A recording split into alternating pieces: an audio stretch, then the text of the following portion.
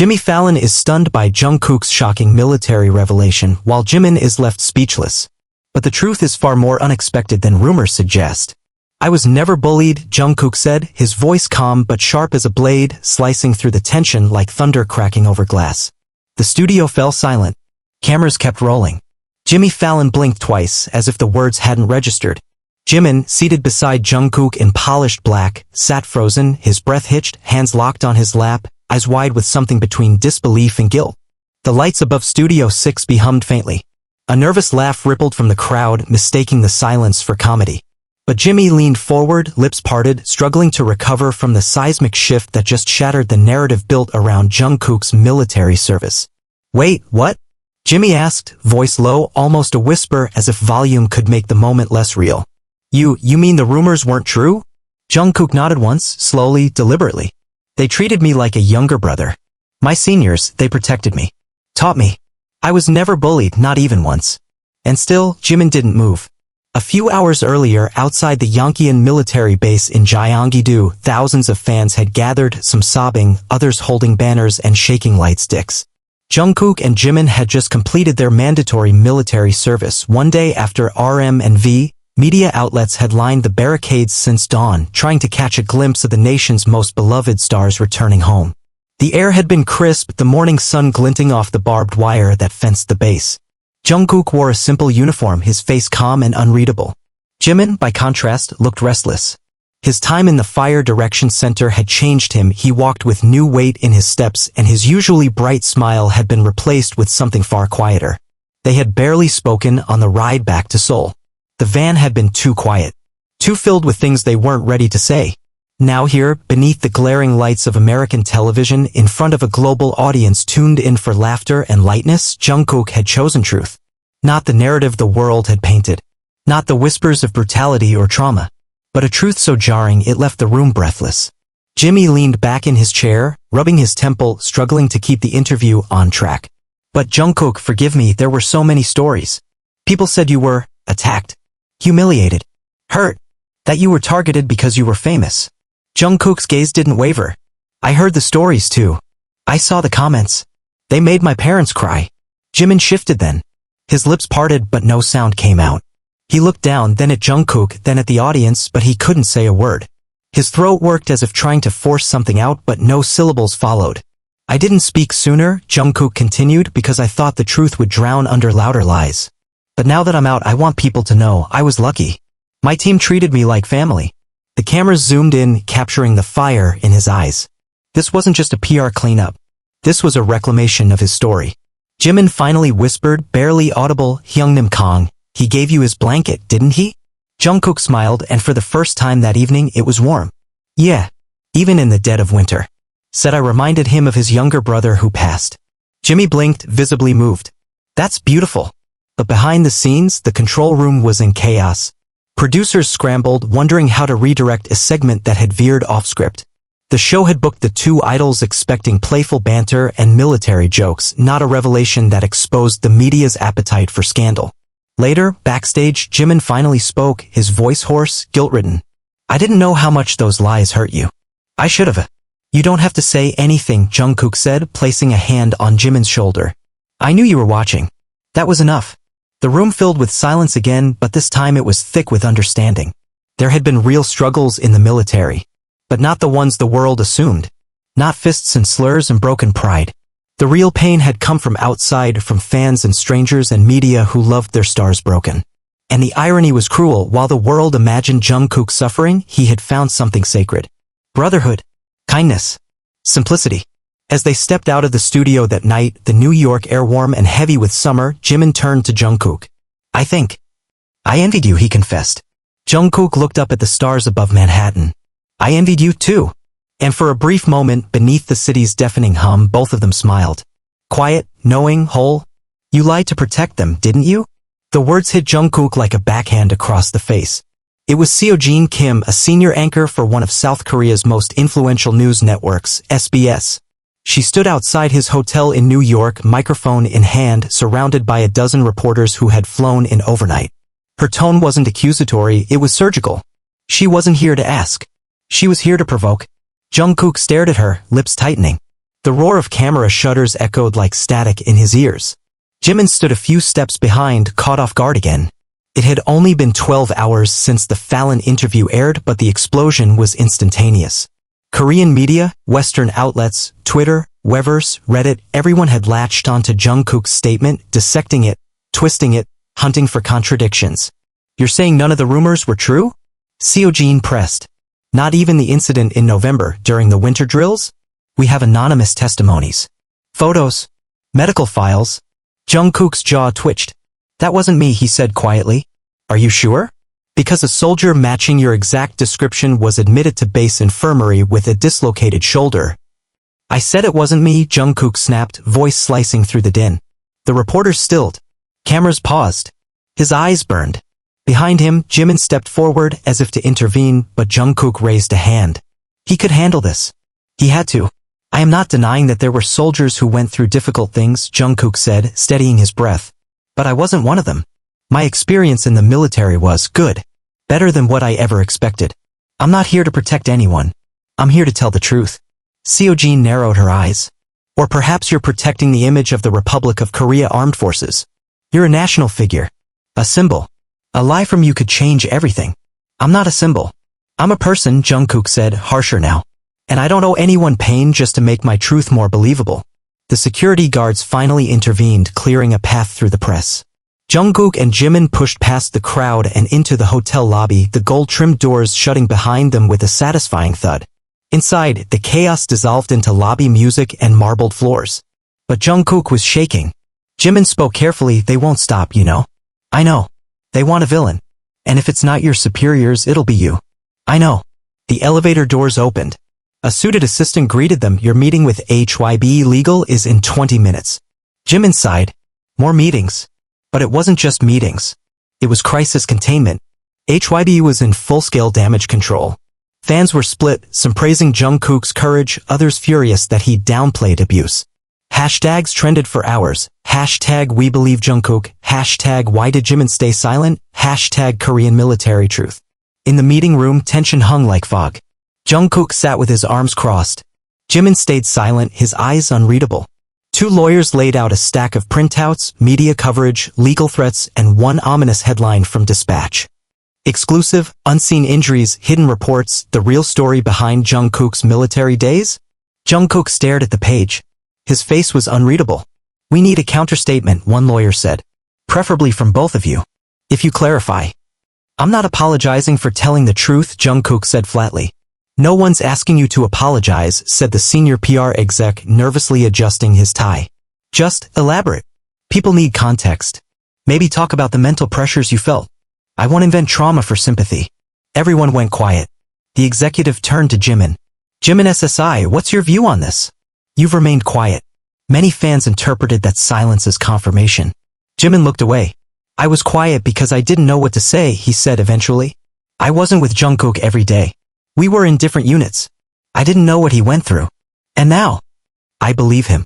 But part of me also wonders if he's hiding something. Jungkook turned his head slowly. You think I'm lying? No, Jimin said softly. But maybe omitting. For your own reasons. A pin could have dropped. The meeting ended without resolution. That night, alone in his room, Jungkook stared out at the city. Neon signs flickered through the rain-streaked glass. His phone buzzed. A message from RM. Don't let them rewrite your story. No one else lived it. Another from V. I saw the way your seniors looked at you. There was no hate in their eyes. And one more from a name he didn't expect, Sergeant Kong. Ignore the noise. You were one of us. Still are. He exhaled deeply. The noise was unbearable. But the truth was intact. That mattered. 2 days later, Jungkook agreed to a sit-down interview with KBS Live unedited. Jimin joined him unannounced. The host was direct. Jungkook SSI, the public is divided. Some say you're a victim in denial. Others say you're covering for an institution with blood on its hands. What do you say? Jungkook didn't hesitate. I say pain shouldn't be a prerequisite for credibility. The host blinked. That's a powerful statement. And I say, Jimin added, eyes on the camera, that people forget how many good men serve in that system.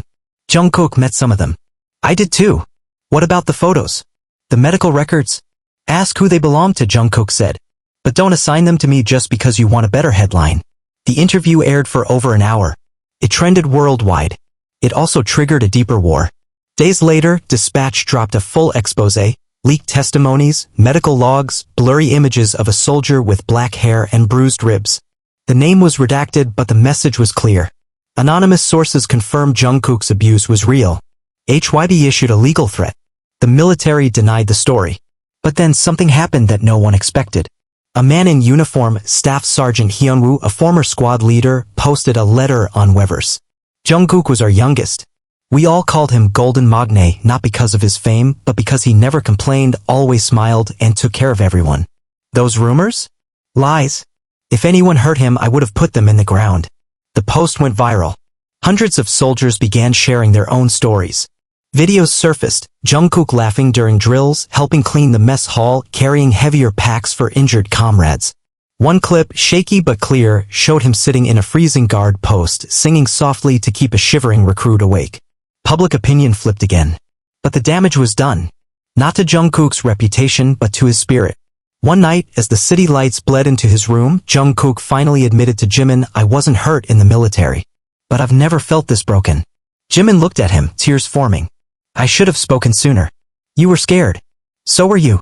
They sat in silence, older and more fragile than before. But something had shifted. Jungkook didn't need to defend his peace anymore. He had told his truth. And now finally, people were starting to believe it. But in the shadows of Seoul, a former conscript watched the news alone. He had served in a different base, in harsher conditions. He had been beaten, mocked, forgotten. And now, watching Jungkook praised for surviving well, something curdled inside him. He opened his old burner account. Began to type. "You think he had it bad? Wait until you hear what I went through." And how he ignored it. He hit post. The story wasn't over. It was just beginning to burn. The screen glowed in the dim-lit apartment, casting pale light across the face of a man whose name no one had said aloud in years, Private First Class Han Doyen. He had watched the entire KBS interview with a clenched jaw, his right hand trembling from a nerve injury he'd sustained during an unsanctioned night drill 3 winters ago. Unlike Jungkook, he hadn't walked out of service to screaming fans and golden cameras. He had walked out limping, his trauma stuffed in a cardboard box labeled "discharged," with no medals, no voice, and no one willing to believe what had really happened behind the fences of Base 27B. And now Jungkook, the nation's sweetheart, the Golden Magne, was out here, crying on TV because the world had briefly doubted how good his military life had been. Han Doyen's lips twisted into a sneer. "Good for you," he muttered at the screen. Then he opened his laptop. His burner account still worked. He posted it in the darkness, fingers punching the keys. "I served at a sister unit. We shared training fields. Jungkook saw what they did to us. He saw me get dragged through the snow. He saw it and walked away." Within 20 minutes, the post exploded. And just like that, the narrative shifted again. By dawn, #Jungkook saw it was trending #1 in Korea. Reddit threads unraveled his entire military timeline. TikTok speculated about every bruised soldier captured in blurry training videos. Analysts on YouTube replayed seconds of footage, slowing down expressions, gestures, anything that could prove that Jungkook had known more than he let on. Back in New York, Jungkook was still asleep when his phone began vibrating on the nightstand. Text after text. One from his publicist, "You need to get ahead of this." Another from RM, "Things are turning dark. Be careful who you trust." And finally a text from Jimin, "Doyen's name just hit dispatch. This could get ugly." Jungkook stared at the screen. Doyen. He hadn't heard that name in nearly a year. The memory came back with startling clarity. Snow. Screaming. The crack of a whistle. 2 recruits kneeling in the ice, their hands behind their backs. A corporal walking slowly in circles, barking insults. One of the recruits had been Doyen. His lip was bleeding. His knuckles bruised. His eyes pleading. Jungkook had been positioned 50 meters away, helping set up a comms relay. He remembered glancing over. He remembered freezing. And then he turned back to his task. That single moment now threatened to burn everything he'd built. He hadn't participated. He hadn't spoken. But he hadn't stopped it either. Not when he could have. Later that day, he sat across from Jimin in their suite, the silence between them tense, saturated with unspoken things. "I remember him," Jungkook said finally. "Doyen." Jimin nodded, jaw tight.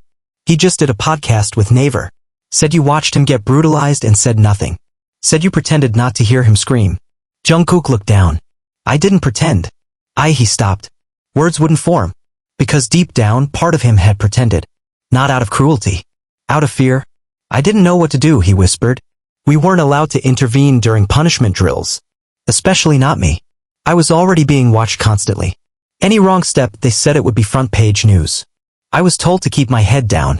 Just be quiet and survive. Jimin was quiet for a long time. Finally he spoke. We all told ourselves that. But people like Doyeon didn't get to survive. Not the way we did. Jungkook closed his eyes. The air between them thickened with guilt. Outside, Seoul was beginning to riot. Figuratively, at least. Comments poured in, splitting fans like shattered glass. Half defended Jungkook fiercely, arguing that expecting a conscript to defy military hierarchy was absurd. The other half accused him of cowardice, betrayal, complicity. HYB scrambled to release a statement, but it was too late. Doyeon had already gone live again, this time with full visual. No blurs. No masks. I'm not asking him to apologize, Doyeon said, his voice rough but clear. I'm not trying to ruin Jungkook's life. I just want him to admit that he saw me. That he left me there. It wasn't rage. It was grief. That night, Jungkook made a decision that would change everything. He requested a private meeting with Doyeon off camera. No press. No lawyers. Just the two of them. The location, a quiet Buddhist temple in the hills above Incheon. The moment Doyeon saw him, he stood still, his eyes unreadable. Jungkook bowed deeply. I came to say I'm sorry, Jungkook said. Not because I hurt you, but because I didn't help you. Doyeon crossed his arms. Do you remember what I looked like that night? Jungkook nodded. I was bleeding. My nose was broken. They dragged me through the snow because I misspoke during an inspection. You looked at me. You saw me. I did, Jungkook said quietly. And I hated myself for it. Every day after. But I was afraid. They told me if I got involved, it would put you in more danger. That they'd break you worse. Doyeon laughed bitterly. They did anyway. Silence settled between them, heavy and cold. Then Doyeon said something Jungkook hadn't expected. I don't want your pity. I don't even need your apology. What I need is for you to use that voice of yours to make sure no one else has to go through what I did. Jungkook looked at him, his throat tight. I will. I promise. Don't promise me, Doyeon said. Promise them. The ones who don't have stages. Who don't have Fallon interviews or fans with lightsticks. Promise them. That night, back in Seoul, Jungkook live-streamed alone. He didn't use filters. He didn't script it. He didn't smile. I want to tell you a story, he began, about the day I watched something happen and did nothing. And why I will never let that happen again. He told the truth. Every piece. From the snow to the silence. He didn't cry. But his voice broke. The livestream was shared by news outlets within the hour. Even Doyeon reposted it with just one caption. This is the beginning. The next day, the Ministry of National Defense announced a new investigation into training-based conduct. For the first time in nearly a decade, whistleblowers from the military were coming forward publicly. Jungkook's name would be forever entangled in the story, not as a victim, not as a villain, but as the reluctant catalyst of a reckoning long overdue. Later that week, as he walked out of the studio after a follow-up interview, Jimin caught up to him. You okay? He asked. No, Jungkook said. But I will be. Jimin nodded. You did the right thing. I just wish I'd done it sooner. Jimin looked at him, then said softly, sometimes surviving means learning to act late and then doing it loudly. Jungkook gave a sad smile. Let's be loud then. And together, they walked into a city no longer blinded by glitter, but ready to listen. Rain poured over Seoul like a second reckoning. The city moved slower under the gray sky, each footstep soaking into the pavement as if the weight of every headline, every controversy, had finally soaked into its bones. Inside a modest studio tucked in Itaewon, Jungkook sat under sharp white lights, his face bare of makeup, his hair damp from the drizzle. He had been invited to a closed roundtable, a televised forum hosted by YEN where veterans, whistleblowers, military officials, and public figures would discuss the aftermath of the scandal now known as the Incheon Reckoning. Across the table from him sat Han Doyeon, this time not in anger but in solidarity. Next to him, a woman in uniform, Captain Yoon Hain, someone who had once been reprimanded for reporting abuse in her platoon. To Jungkook's right, Jimin sat quietly, his fingers clasped tightly together, his face unreadable. The moderator, a stern-faced woman with sharp eyes, opened the discussion with a single question. Why did it take a pop star to break a silence we've all known about for years? The room froze. Cameras rolled. Jungkook's eyes locked on hers. His throat tightened. But he didn't blink. I've asked myself that same question every day, he said. And the only answer I have is this: it should never have been me. I wasn't the bravest. I wasn't the most hurt. I wasn't even the most aware. I just happened to have a platform when the moment came and I was too ashamed to stay quiet. Hain leaned forward. Ashamed of what? Of surviving too easily, Jungkook said. Of being loved while others bled. Of being treated like a mascot while people like Doyeon were treated like animals. Doyeon didn't speak, but his fingers tapped rhythmically against the table like a Morse code only he could read. The conversation stretched into heated territory fast. A retired general accused the panel of exaggeration, calling the allegations unpatriotic emotionalism. Captain Hain interrupted with biting clarity, reciting the names of 4 soldiers she knew personally who had taken their lives during service due to abuse and isolation. Jimin, quiet until then, finally spoke, his voice calm but cutting. The uniform doesn't erase humanity, he said. And patriotism doesn't mean ignoring rot inside the system. If anything, love for country should start with protecting its citizens, even the ones in camo. The general scoffed. You're a singer, not a soldier. I wore the uniform too, Jimin said. I took the oath. I lost brothers. Don't decide who's allowed to speak just because they can also sing. The argument ignited Twitter again. Hashtags exploded globally. But what mattered more than the virtual war was the shift happening in real life. More veterans began to come forward. A whistleblower from the Fire Direction Center, the same unit Jimin had served in, leaked an audio clip of a drill sergeant threatening recruits with starvation if they acted soft like idols. Suddenly, Jimin wasn't just a supporter. He was a potential witness. The fallout was immediate. HYB's legal team entered crisis mode again. Sponsors began pulling ambassadorships. Brands feared alignment with controversial narratives. And yet, behind the chaos, an undeniable movement was forming. They called it Project Echo. Jungkook was the first to publicly support it, a non-profit coalition of military survivors, mental health workers, and legal advocates demanding reform. The organization's first goal, transparency and prosecution of systemic abuse within the conscription system. But not everyone celebrated the movement. That night, Jungkook received a package at his apartment. No return address. Inside, a worn dog tag and a note scrawled in pencil. You think this makes you a hero? You made it worse for the rest of us. Keep talking and others will pay the price. His hands went cold. He stared at the dog tag, his pulse quickening. It was from his old squadron. The name on it wasn't his. It was Private Woo Jae-won, a quiet boy who used to sing under his breath during night watches. Jungkook hadn't heard anything about him since discharge. He immediately called the Project Echo hotline, sending the tag and note to their internal investigation team. But sleep didn't come that night. He lay in bed, staring at the ceiling, haunted not by guilt, but fear. Not for himself.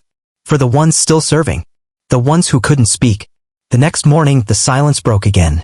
A hidden cam video surfaced, anonymously leaked, showing Woo Jae-won being berated, slapped repeatedly by a corporal while other soldiers stood in silent formation. The date stamped on the corner was chilling. March 14, 2025. Jungkook had been stationed in that same facility that month. His heart stopped. That was 2 days after the talent show, an event he'd performed at, grinning in uniform while his peers clapped. The video showed what had been happening behind the mess hall. The public erupted in outrage. But this time, the blame wasn't just on the institution. It was turning toward him. You were there. Why didn't you say anything? Why are there so many things you didn't see? Or did you see and just not care until the camera turned to you? And suddenly, the question that had haunted him since the beginning returned, sharper and bloodier. Was his silence just as violent? Jimin found him on the rooftop of the HYB building, drenched in rain. You need to breathe, he said. I can't, Jungkook whispered. I don't know if I deserve to. You didn't hit anyone. You didn't order it. But I walked past it. I ate with them after. I joked with them. I was so damn scared of messing up the image that I became exactly what they wanted, a mascot. A puppet in a clean uniform. Jimin stepped closer, his voice trembling. Do you think I don't feel that too? Every time someone calls me brave, I remember Park Sun-ho, he was in my center. He cried every night. And I told myself I couldn't afford to ask why. Because if I did, they'd break me. Jungkook met his gaze, eyes full of pain. What do we do now? We stay loud, Jimin said. Even if it burns everything. Even if it burns us. And so, they kept speaking. Jungkook released a full-length video statement, no edits, no lawyers. He named names. He described dates. He acknowledged every failure of silence he had committed, not as a hero, but as a human being who was afraid and finally ready to stop being afraid. He said Woo Jae-won's name with reverence. He didn't cry on camera. But the country did. Project Echo expanded tenfold in 2 weeks. Over 3,000 anonymous testimonies were submitted. A full military tribunal was convened, the first of its kind in decades. Officers were suspended. Commanders demoted. And in the center of it all, reluctantly, painfully, stood Jungkook. Not flawless. Not untouched. But finally unhidden. The fourth episode of the story did not end in applause. It ended with quiet. The quiet of a nation listening. Of young men in uniform watching from cold bunks. Of parents holding their sons tighter. Of fans looking at their idols not as perfect creatures but as fragile, fighting humans. And far away in a small hospital in Daegu, Woo Jae-won opened his eyes after a long coma. The nurse told him softly, he said your name. And for the first time in weeks, Jae-won smiled. The reckoning had only just begun. But for the first time it was not silent. The air inside the National Assembly chamber was dense with something beyond tension. It was a strange hybrid of rage, disbelief, and fragile hope, as if the ghosts of 1,000 silenced conscripts had come to witness this day. On the front row, behind a curved glass barrier, Jungkook sat beside Jimin in the official gallery, both dressed in solemn black suits. The courtroom lights above them pulsed faintly, as though the building itself knew that what was about to unfold would scar the country's memory for decades. Across from them, a row of uniformed officials from the Republic of Korea Armed Forces, shoulders rigid, mouths locked in silence.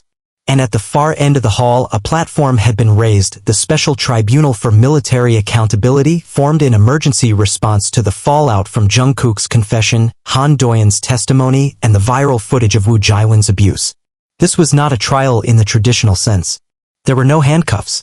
No public sentences. But there would be questions. Probing, brutal questions. And more importantly, answers. The lead investigator, Justice Min Jae-hoon, addressed the crowd, his voice echoing across the marble. We are not here to destroy the Korean military, he said. We are here because it has already been corroded from within, and we must name what has been hidden for too long. We thank Jeon, Jungkook, Park Jimin, Han Do-yeon, and all who have come forward. But today the truth must speak for itself. And the truth did speak. In gasps. In roars. Han Do-yeon was the first to be called. He took the stand with no lawyer. No handler. Just his body, still bearing the scars from 2 years ago. He didn't cry. His voice didn't shake. But when he described the winter of 2025, the night drills, the food deprivation, the night he was stripped in the snow and told to bark like a dog, half the courtroom flinched as though they'd felt the lash themselves. I begged them to stop, he said. They laughed. I looked up and saw faces watching. Some turned away. Some looked through me. But not all. One of them was someone the whole world now knows. He turned toward Jungkook, not with accusation, but with something deeper. Something that bordered on understanding. I used to hate him for surviving, Do-yeon said. Now, I just want no one else to envy what he didn't deserve. Gasps came from the gallery. A journalist scribbled wildly. Jungkook looked down at his lap, as stinging. Jimin reached under the bench and gently gripped his wrist. When Jungkook was called next, the silence became thunderous. He walked to the platform slowly, his steps unnaturally heavy. He didn't bring prepared notes. He didn't bring his management or his legal counsel. Just his voice. I was celebrated for serving cleanly. For returning with no visible wounds. But the truth is, I didn't survive because I was stronger. I survived because people protected me, people who had to bleed so I didn't. He scanned the room, locking eyes with officers who once outranked him. I saw things. I ignored things. I told myself it wasn't my place. But if you're big enough to be used as a face of the nation, you're big enough to stand up for the people underneath it. The military prosecutor challenged him during cross. Jeon, Jungkook, do you understand that your words have caused national unrest? That soldiers across the country feel demoralized? You are destabilizing morale. Jungkook leaned forward. If morale depends on silence, it's not worth protecting.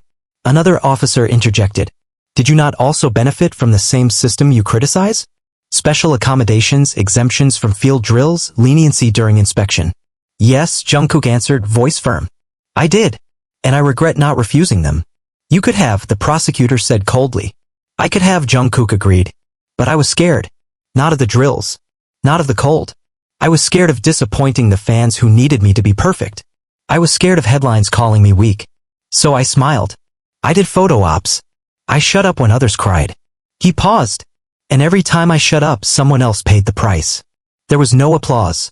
Only silence. A silence louder than anything else that day. Then came the surprise no one expected. Captain Yoon Hain submitted a classified folder during the recess. When the tribunal resumed, the lead justice addressed the chamber again, this time with something close to shock. This document contains over 70 formal abuse reports filed between 2019 and 2024. All of them were suppressed. All of them bore one signature, Lieutenant Colonel Baek Song-yoon. The name rang out like a gunshot. Colonel Baek had commanded several high-profile bases, including the one Jungkook and Jimin had served at. He had been decorated, honored, hailed for reducing disciplinary infractions. But behind the curtains, he had been rerouting complaints, forcing whistleblowers into silence through medical discharges and falsified psych evaluations. And now, thanks to Captain Yoon's documents, they had proof. Courtroom security escorted Baek out in handcuffs before he could speak. Outside, the crowd erupted, some in protest, others in celebration. Reporters trampled over each other. The air was electric, volatile. Inside, Jungkook remained in his seat, numb. Jimin turned to him. "You okay?" "No," he said. "But this time." "I think that's good." In the days that followed, Korea changed. The military announced a restructuring of its disciplinary review system. A permanent civilian oversight committee was formed. Project Echo received a government grant and opened 2 mental health centers for discharged soldiers. The national curriculum included a new module, Ethics in Uniform. But the hardest changes were the quiet ones. One afternoon, Jungkook visited Woo Jae-won's hospital room. The boy was thinner now, eyes tired, but he smiled when Jungkook entered. "You remember when you said I sang better than you?" Jae-won croaked. Jungkook laughed. "I lied." "I know," Jae-won smiled. "But I needed to hear it." They sat together for an hour. No cameras. No reporters. Just 2 soldiers who had survived different wars. Later that night, Jimin and Jungkook sat on a rooftop above Gangnam, looking out over a city that had turned their truths into its own reflection. "I'm scared of what comes next," Jimin admitted. "Me too," Jungkook said. "But I'd rather live with that fear than with silence again." Jimin looked at him for a long time. "Then let's keep going." The wind carried their words into the dark. And for once, the silence didn't feel heavy. It felt like breathing. It began with a scream. Not a scream of pain, but of horror. The kind of scream that halts conversation in its tracks and slices through memory like a knife. It echoed across the HYBE headquarters at exactly 10:31 a.m. on a rainy Wednesday morning. The same day Project Echo announced its partnership with the South Korean Ministry of National Defense for the largest ever soldier mental health reform initiative. The scream came from the 3rd floor. From a glass-walled conference room where a junior PR staffer had opened an email attachment sent anonymously to the company's internal inbox. Attached was a single folder titled simply, Truth_031125. Inside, 27 scanned pages. Not allegations. Not rumors. Evidence. Photos. Memos. Time-stamped communications. Proof that someone inside the very system Jungkook had helped shake was now trying to make it crumble from another angle. Because within the first 5 pages, the unthinkable became clear. The documents, signed, stamped, authenticated, showed that in late November 2024, during an internal military audit, Jungkook's name had been added to a classified, special exemption status list. The status, normally reserved for politicians' sons or high-level diplomatic families, ensured shielded assignments, reduced exposure to dangerous training, and even restricted contact with the most volatile platoons. Someone had protected him, and that someone had kept it hidden. The biggest bombshell came in the 7th document, a private communication between a former HYB executive and the Defense Media Relations Committee. A transcript of a phone call recorded without consent. The words were grainy, typed out but damning. "Keep the kid's image clean. No night watch. No mess duty. We're launching the comeback campaign by February. If he so much as breaks a nail, we all lose." Below it, a signature. Park Sung-won, HYB's former head of strategic image operations, resigned quietly in January 2025. When Jungkook saw the name, he couldn't breathe. For months, he had believed that despite the favoritism shown during his service, no one directly manipulated the institution to favor him. That it was just the military trying to avoid scandal. But this wasn't organic. It was orchestrated, backed by his own label. That afternoon, the boardroom smelled of sweat and panic. Lawyers shuffled through the printed pages as if they might burst into flames. Executives shouted over each other. One threatened to resign. Another asked if they could bury it, spin it, deny it. Jungkook stood by the floor-to-ceiling window, expression unreadable. "It's true," he said. "I want it released." The room froze. "Excuse me?" asked one lawyer, blinking. "I want all of it released. Publicly. Full transparency." The CEO spoke then, HYB's interim director, Lee Jun. a veteran in the entertainment world with silver hair and eyes like polished ice. If this gets out, the world will believe every step of your military redemption was staged. You'll be branded a fraud. You'll undo everything. Project Echo will suffer. If it stays hidden, Jungkook said slowly, I am a fraud. The room erupted into arguments. Jimin, who had been silent until then, stood up suddenly and said, he's right. You don't understand the optics, one executive snapped. This will drag all of you down. Then let it, Jungkook said, voice sharper now. Let it drag me down. But I won't live another month wondering if the uniform I wore was just a costume someone stitched for me. In the corner, a young staffer whispered to another, he's going to burn it all. And he did. By that evening, a statement was released on Jungkook's personal channel. Not through HYB. Not through the media. His own words filmed in a single take. I found out today that someone inside my own company protected me in a way I never asked for.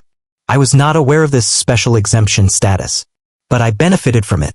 And that's enough. I owe you the truth. I owe them the truth. Every soldier who stood in the cold while I sat behind a desk deserves to know that the system played favorites. This is not a scandal I will run from. This is my shame and I claim it fully. By midnight, the video had over 50 million views. By morning, it had split the world in two. Jungkook's detractors exploded. Headlines screamed Golden Magne built on lies. Project Echo implodes in hypocrisy. Talk shows ran reels of him smiling in uniform overlaid with the transcript of the hidden call. Even Western outlets, previously supportive, now turned. But the other half, the ones who had been through it, who knew how deep institutional protection ran, responded differently. He admitted it, one former soldier posted. No spin. No PR games. That's more than any general has done in 30 years. Han Doyeon posted a single sentence. Accountability begins with the brave. But something darker was brewing. That same week, Woo Jae-won's hospital room was breached. At 3:12 a.m., a nurse found his bed empty. CCTV footage showed a man in a stolen paramedic uniform leading him out. His forearm was yanked from his arm. Blood trailed to the hallway. The police were called. The building locked down.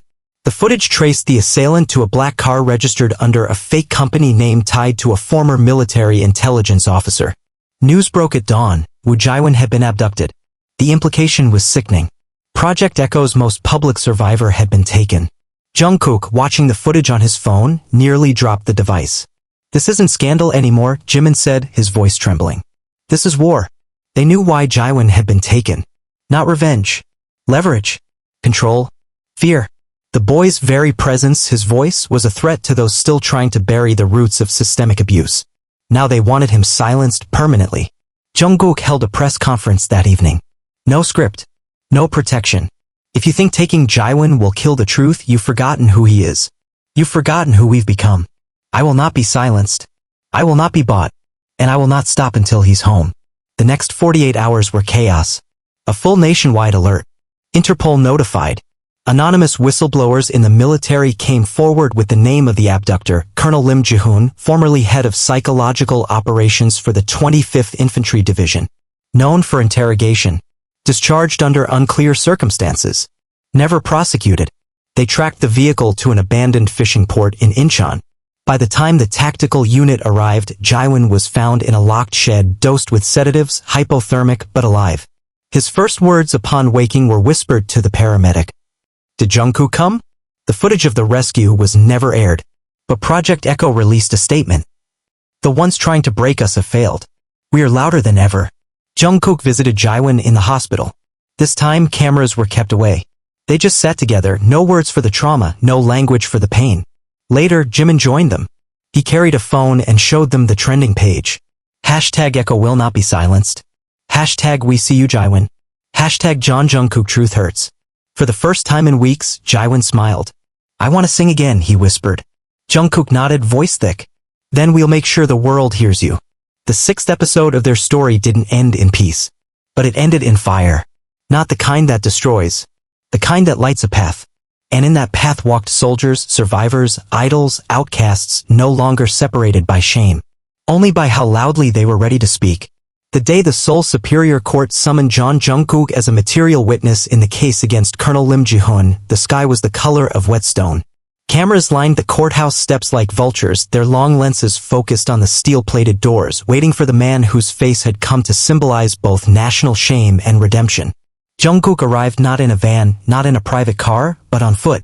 In a black coat, hair tied back, his face drawn, bruised by too many weeks without sleep. Jimin walked beside him, chin high but his hands shaking. The crowd parted with a kind of reverence, not silence, not quite cheers, but a stunned hush as if unsure whether to weep or bow. Inside the courtroom, Colonel Lim sat like a stone idol behind his defense table. He wore no uniform, only a drab gray suit. His expression didn't flicker when Jungkook entered. Didn't twitch even when the judge announced the new evidence submitted by Project Echo's legal team, an intercepted voice recording made during the final weeks of Lim's service. In the recording, Lim's voice was unmistakable, low, confident, amused. If they want the idol to play hero, let him. We'll dig his grave with the truth. That boy doesn't even know how many things we wiped for him. How many things we let slide. He's not the one they should be scared of. He's the one we created. The courtroom froze. Even Lim blinked. Jungkook stood. The judge asked if he was prepared to testify. He was. And for the first time, Jungkook told everything, not just what had been done to others, not just what had been done behind closed doors, but what had been done for him without his knowledge. Quiet arrangements made in back corridors. Waived disciplinary actions he never knew were filed. Rumors that might have reached the press but disappeared in midnight calls from unnamed officials. I was a puppet, Jungkook said. Not because I didn't want to fight, but because I didn't even know I was being held by strings. The defense attorney tried to twist the narrative. You willingly accepted preferential treatment. How can we believe you were unaware of it? I benefited from it, Jungkook said. But I never asked for it. And I never knew the full extent. If I had, I would have spoken sooner. I would have stopped it because I saw what it did to everyone else. Like Woo Jae-won? Jungkook's voice cracked. Yes. Like Jae-won. Like Doyeon. Like every kid who didn't have a microphone. The prosecutor interjected.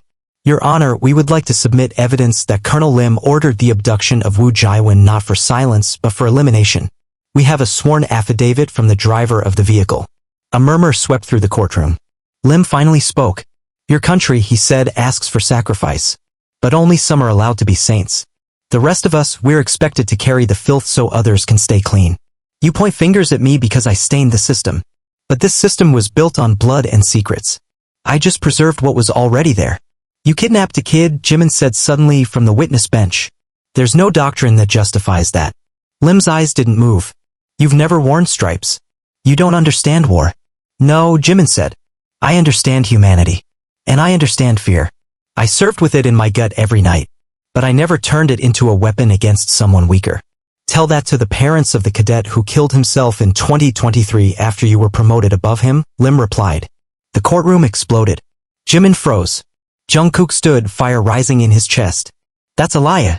He left a journal, Lim said coldly. Said he couldn't take the humiliation of being outranked by a singer. His mother sent a letter to the ministry. It was ignored. The judge demanded order. Jimin sat down slowly, breath stolen. His hands trembled in his lap. Jungkook whispered, you don't have to answer that. But Jimin shook his head. I do. He stood again. I didn't know. About the cadet. About the letter. But if that boy was broken because of me, because of how the system favored me, I accept that blood. And I'll carry it. His voice cracked but didn't break. Because unlike you, Jimin said to Lim, I don't run from the weight of what this uniform did to people.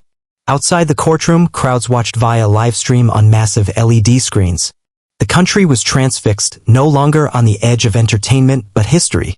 At the verdict reading, the judge declared Lim guilty of conspiracy to obstruct justice, aggravated assault, unlawful detainment, and abuse of power. The courtroom burst, not with applause, but sobbing. He was sentenced to 17 years in a military penitentiary. But the news that followed would make the trial feel like a prologue. That same night, a high-ranking whistleblower sent a final encrypted file to Project Echo's digital server. It was massive. Dozens of documents, photographs, flight logs, expense reports. It detailed a secret government committee, codenamed Opal, formed after BTS's global rise. The committee's purpose? To use idol conscripts as psychological leverage. Jungkook, Jimin. Any high-profile idol entering the military system would be monitored, guided, and protected not for safety but for optics.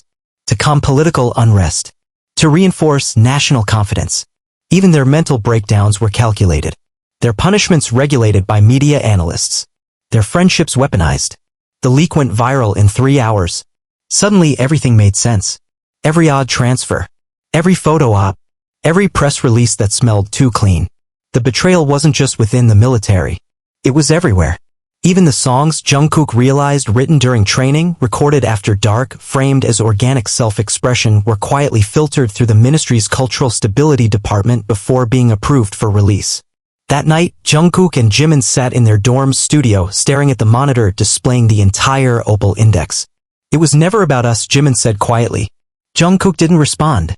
His hands hovered over the keyboard. I feel sick, he finally whispered. All those fans. All those letters. And we were being used like tools in a national PR machine. Jimin stood, walked to the door, then stopped. We burn it all, he said. Jungkook turned. We expose Opal. Every line. Every signature. Every song they manipulated. Even if it means our careers. Jungkook asked. Our legacies. Jungkook swallowed. You sure? Jimin turned, gaze like iron. I'd rather be hated for telling the truth than loved for selling a lie. By dawn, the documents were live. Every page. Every name. The 7th episode of their story didn't just set the stage for collapse. It set the match to the entire system. And they watched it burn. Together. The silence in the days after the Opal leak wasn't peace. It was the sound of something vast and ancient beginning to buckle. A cathedral of national pride fractured under the weight of its own secrets. The idle military conspiracy, once dismissed as sensational fiction, was now irrefutably real. The media didn't sleep. Parliament descended into chaos. Foreign outlets swarmed Seoul like hornets, each headline more breathless than the last. South Korea's idol weaponization machine exposed. The BTS shadow files entertainment or strategy? Jungkook's military image part of state psyop. In the heart of it, Jungkook wasn't hiding. Neither was Jimin. They appeared the next morning live on national television, not through a media outlet, not even through Project Echo, but through an emergency citizen broadcast platform hosted by the Korean Civic Truth Network. It was raw, uncut, watched by nearly 80 million viewers worldwide. No set, no glamour. Just two young men seated in folding chairs against a white wall, eyes puffy, voices low. I never thought I'd be the face of something like this, Jungkook began. And I'm not sure I deserve to be. His voice cracked, not from emotion but exhaustion. But this isn't about deserving. It's about responsibility. It's about standing in the middle of the fire when you were once protected from the smoke. Jimin took over. When we served, we knew we were being watched. But we didn't know how deep it went. Not just monitored, but scripted. Marketed. And when we tried to reclaim the narrative, the system retaliated, not with bullets, but silence, suppression, and spin. There was no defense in their tone. Only confession. Only fire. We were used, Jungkook said. And we unknowingly let ourselves be used. But now? We're breaking every glass wall they built around us. By the end of the 53-minute broadcast, thousands of messages flooded the civic network. Soldiers. Journalists. Parents. Old executives. Politicians. A movement was forming, not just Project Echo, but something wider. They called it the Crownless March. An organic, decentralized campaign demanding accountability not only from the military but from every institution that had played a role in building, branding, and benefiting from the exploitation of young men through fame and uniform. Overnight, protests broke out in Gangnam, Busan, even Tokyo and Paris. Army and civilians linked arms.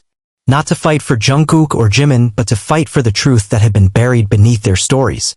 But every rebellion has its cost. 2 nights later, Jungkook's apartment was broken into. Nothing was stolen. Nothing destroyed. Except a message left on his bathroom mirror.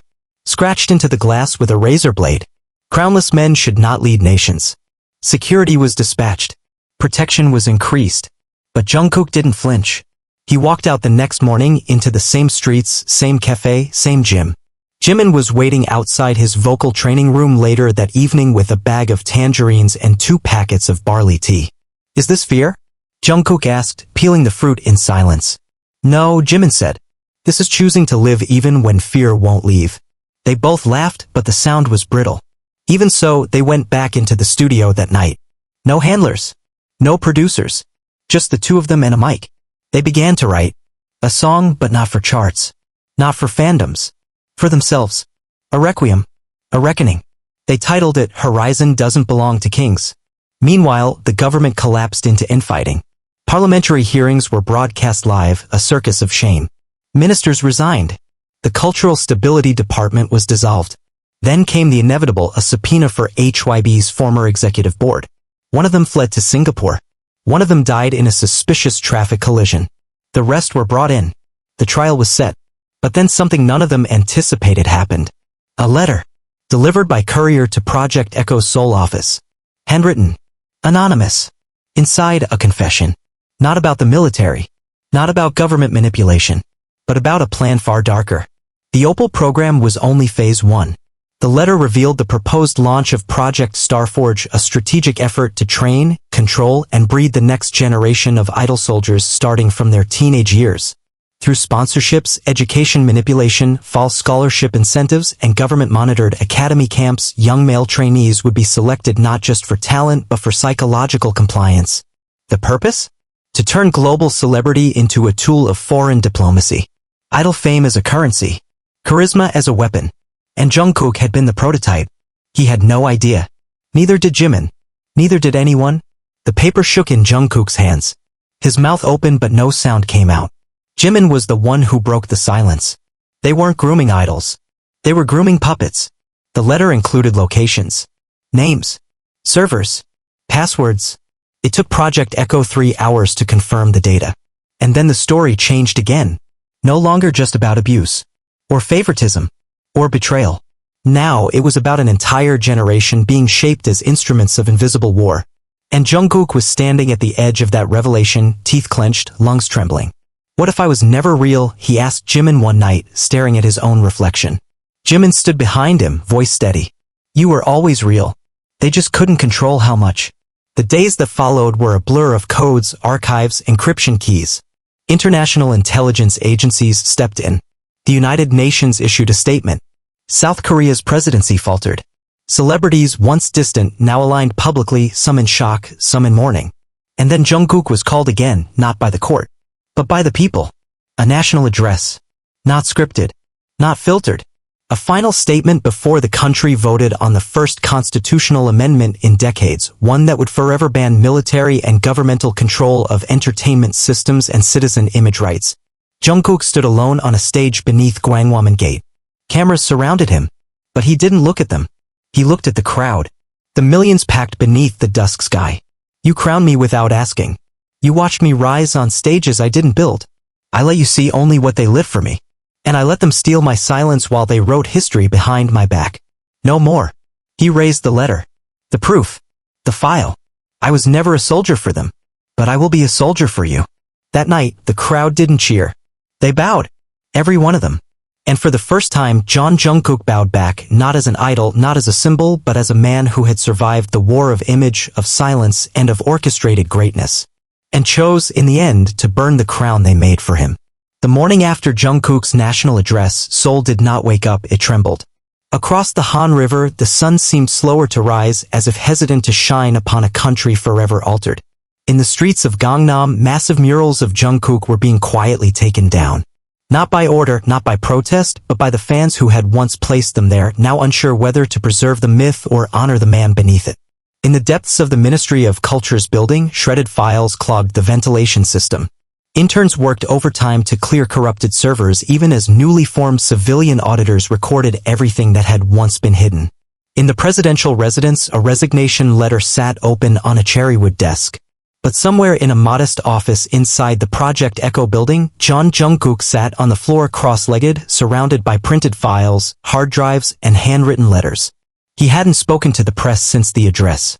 Hadn't eaten in 12 hours. He was on his third cup of lukewarm coffee when Jimin walked in holding an envelope. No words. Just a look. Jungkook reached for it slowly, fingers trembling slightly. The envelope was unmarked, but something in Jimin's face told him it wasn't more documents. It was a letter.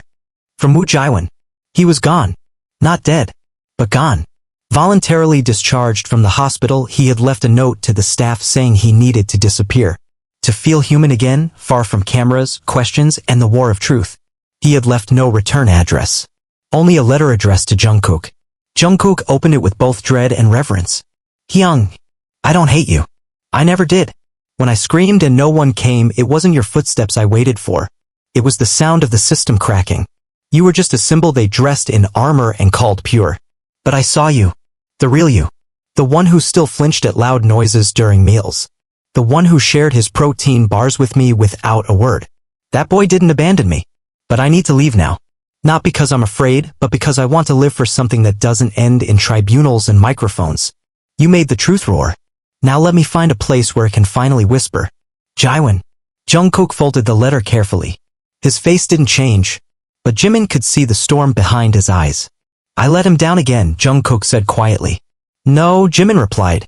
You gave him back something none of us had before, his choice. Let him use it. There was no comfort in the words, but there was weight. And weight was all they had left. By midday, Project Echo's servers began crashing. Not from sabotage, but from overload. Thousands of files flooded in. More victims. More documents. More names. Some military. Some civilian. Some that stretched all the way into international institutions, music labels, talent agencies, intelligence branches. The revelations were tectonic. Evidence surfaced of foreign influence within the Opal program. Not just state-sponsored manipulation, but private sector interference. Global streaming platforms had knowingly cooperated with Opal directives, blacklisting artists who refused military endorsement, promoting content curated by propaganda algorithms. A leaked email from a Western executive read, "Keep Jungkook front-facing until Q2. We've received state assurance. Emotional vulnerability index should spike post-discharge if he remains quiet. If he speaks out, initiate deprioritization protocol." It was no longer just a Korean scandal. It was an international conspiracy. Jimin stood beside the whiteboard that day, pointing to a cluster of names on the timeline they had assembled. They used us like policy, he said. Not just here. Everywhere. Global entertainment isn't entertainment anymore, Jungkook muttered. It's the soft war front. Culture as conquest. Smile as control. Jungkook stared at the board, then turned to Jimin. What if this was never about us at all? Jimin blinked. What do you mean? What if this was about the machine? The illusion. And we were just the best test subjects because we believed it too. The room went still. And in that moment, something shattered inside them, not hope, not anger, but the last illusion that they had ever had control over their own narrative. The next day, they flew to Geneva. The UN had extended an invitation. Not as performers. As witnesses. The delegation room was frigid. Cameras flashed. Representatives from over 60 nations listened as Jungkook took the stand, not dressed in a suit, but in the same simple training uniform he had worn on his first day of service. He told the world everything. About the days in the snow. About the phone calls scripted. About the photo ops pre-planned. About the suicides no one mentioned.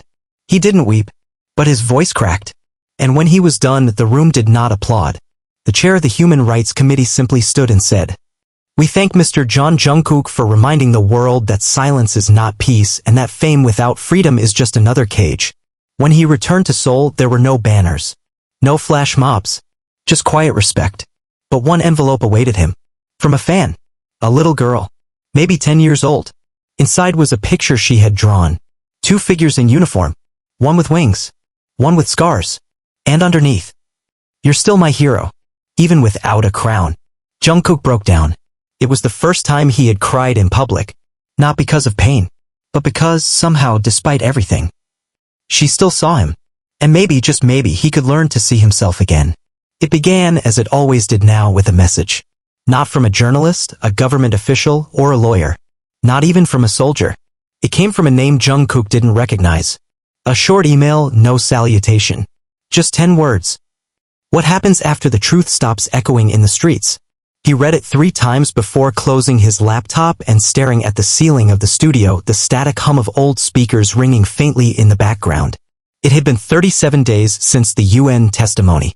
21 since the Crownless March became a formal movement with offices in Seoul, Tokyo, and Berlin.